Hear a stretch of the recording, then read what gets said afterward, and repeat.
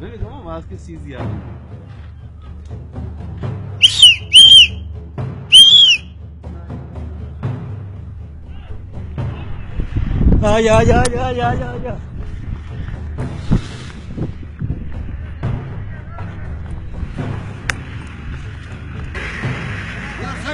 Side हो जाओ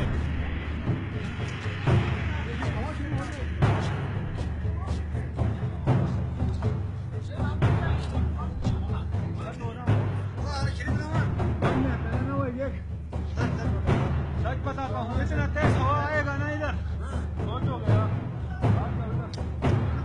गाड़ी में बैठो ना These people are watching a massive avalanche in Nagar Valley, Pakistan. As they're watching the avalanche, it starts to turn into a snowstorm as they scramble to find safe ground. Take a look. ये सारी बर्फ है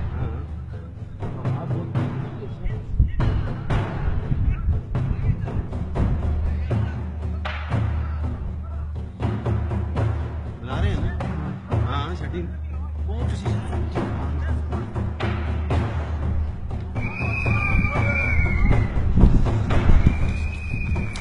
सजी यार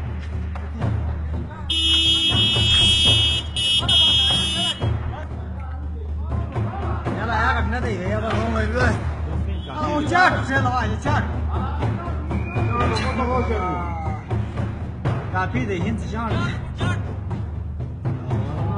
इसको पता है अलवारू हमारा ये सारा बर्फ है खतरनाक जेट का बोल के अंदर आ जा